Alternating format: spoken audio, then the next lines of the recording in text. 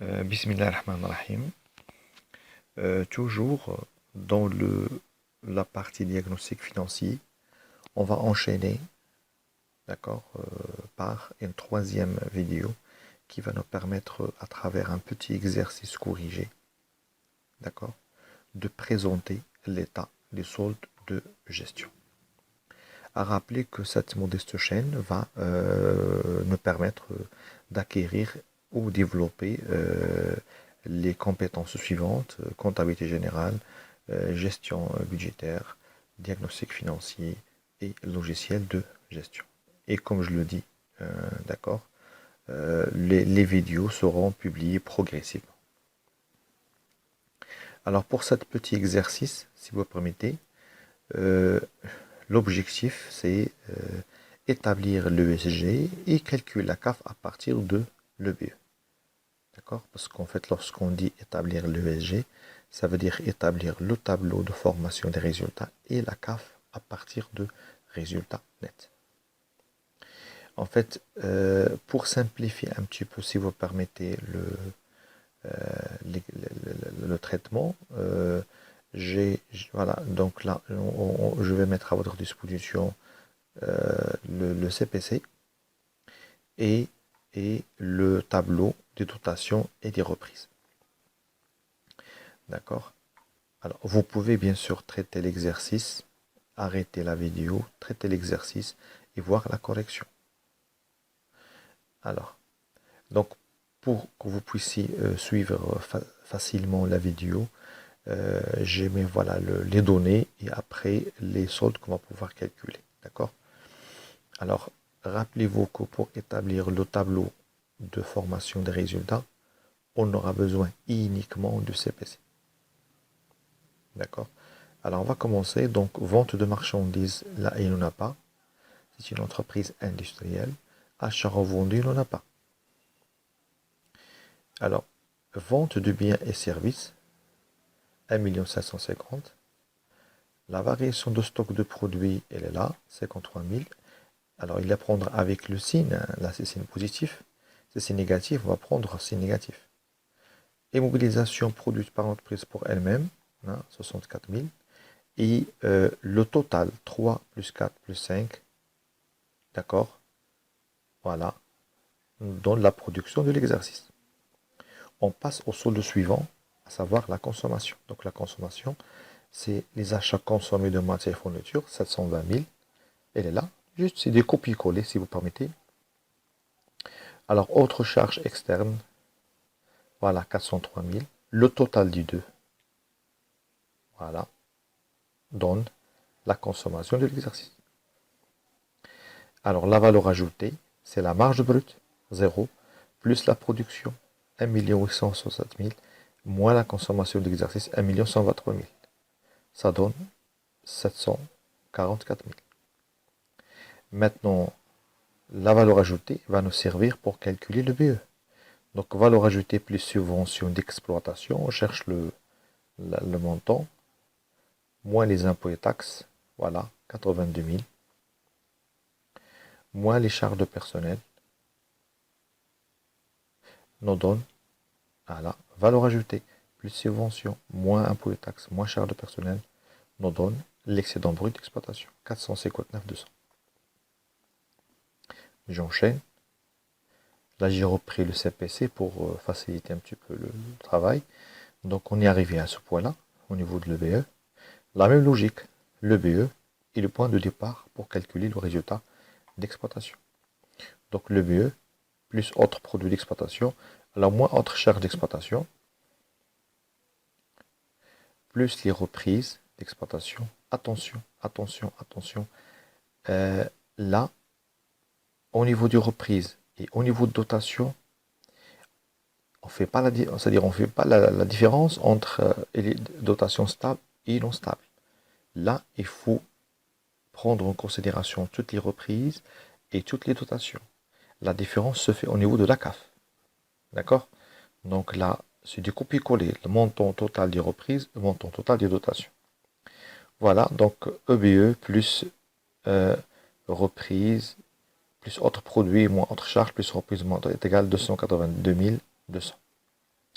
On passe maintenant au produit, au résultat financier, qui quoi en fait c'est 31 700, bah, c'est les produits financiers moins les charges financières. Produits financiers moins charges financières, ça donne 31 700.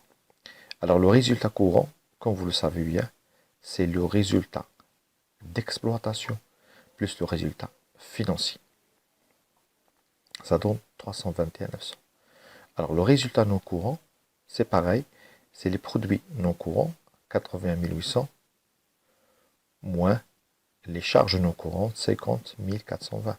Ça donne 31 380. Donc résultat courant plus résultat non courant moins l'impôt sur les résultats donne le résultat net, soit 223 280. Si vous le permettez, vous pouvez à tout moment arrêter la vidéo et refaire le calcul. Je ne sais pas si vous avez d'autres questions. Vous avez bien sûr mon email, vous avez le numéro WhatsApp que vous pouvez me contacter, bien sûr, et je serai ravi de vous répondre. Il n'y a pas de souci. Alors on passe maintenant au calcul de la CAF. Là, c'est pas la même chose. Donc pour calculer la CAF, on a besoin du CPC, on a besoin du tableau de dotation et reprise, on a besoin aussi du tableau de répartition de bénéfices. Si nous avons une balance à ces colonnes, c'est largement suffisant. On va traiter un exercice prochainement dans ce sens-là. Donc le CPC ne suffit pas. Le CPC suffit pour présenter le TFR et non pas la CAF. C'est pourquoi d'ailleurs je mets, voilà, là je mets à votre disposition là un extrait de CPC, on aura besoin, et le tableau de dotation et des reprises. Pour le tableau de distribution de bénéfices, là j'ai négligé le bénéfice pour cet petit exemple. Donc on commence par la calcul de la CAF à partir de résultat net, ce qu'on appelle la méthode additive. Le résultat net est là, point de départ. Alors les dotations d'exploitation. Est-ce qu'on va prendre toutes les dotations? Non. On va prendre uniquement les dotations relatives aux éléments stables. Donc, si vous permettez, si vous faites la lecture de ce petit tableau, d'accord, elle est divisée en deux parties, les dotations et les reprises. Alors, pour chaque type de dotation, par exemple l'exploitation, on vous a dit le montant de la dotation d'exploitation relative aux éléments stables et celui relatif aux éléments circulants, même pour la dotation financière et non courante. La même chose pour les reprises. On s'est dit que pour les dotations d'exploitation, il faut prendre en considération uniquement les dotations relatives aux éléments stables.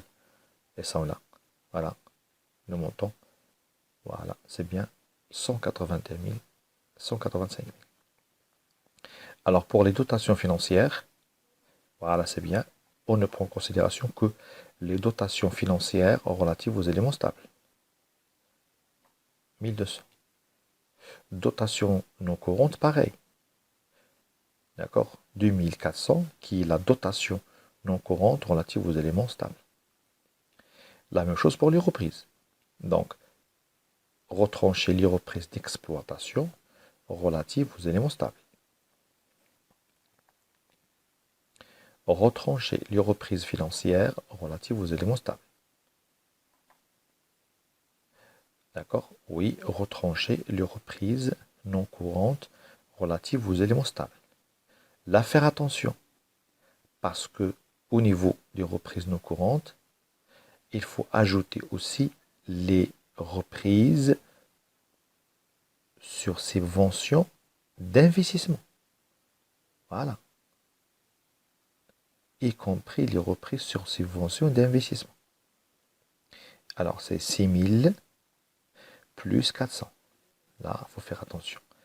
Les reprises sur subventions d'investissement. Ça donne 6 400.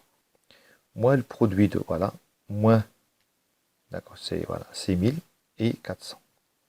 Donc, le produit de cession, c'est à partir de, voilà, de CPC. Là, c'est à déduire. La VNA à partir de CPC. j'ai négligé le montant de dividende, d'accord, et il y aura une CAF qui est égale à 330 220, d'accord, et la même chose pour l'autofinancement. Je le reprends, vous pouvez arrêter la vidéo à tout moment et refaire le calcul. D'accord. Alors, si vous le permettez, juste, je reprends un petit peu les données, d'accord, pour nous aider un petit peu à calculer la CAF. Maintenant, on va passer à calculer la CAF à partir de l'EBE. J'ai repris les valeurs, l'EBE, autres produits, autres exploitations, d'accord, on va partir de CPC. Alors, donc, on s'est dit qu'à partir de l'EBE, on va pouvoir ajouter les autres produits et on retranche les autres charges. Donc, plus autres produits, autres charges, plus les reprises d'exploitation. Ok. Maintenant, de quelle reprise s'agit-il? Oui, il ne s'agit que des reprises d'exploitation relatives aux éléments circulants. Là. Voilà, relatives aux éléments circulants. Parce que les reprises sur éléments stables, on les a pris en considération pour la première méthode. Plus moins les dotations d'exploitation. Quelle dotation? Voilà, c'est bien. C'est les dotations relatives aux éléments circulants.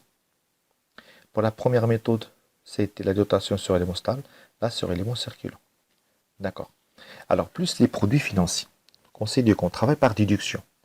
Tous les produits financiers, moins les reprises financières relatives aux éléments stables. Alors, c'est-à-dire, les produits financiers dans cet exemple, ils sont de combien? Voilà, 83 220. Moins les reprises financières sur éléments stables. D'accord? Je reprends, si vous le permettez. Donc, on travaille par déduction. On s'est dit qu'on va prendre tous les produits financiers à l'exception des reprises financières relatives aux éléments stables. Donc 83 220 moins 10 520. Alors pour les charges financières, la même logique. Toutes les charges financières, voire 51 520, moins les dotations financières relatives aux éléments stables. Non pas circulants, relatives aux éléments stables. Non. Alors, maintenant les produits non courants. La même chose. On s'est dit, pour la méthode soustractive, il faut prendre en considération tous les produits non courants, à l'exception de quoi? Donc tous les produits non courants, 80 800, moins les produits de cession, 54, 65 400. Moins quoi?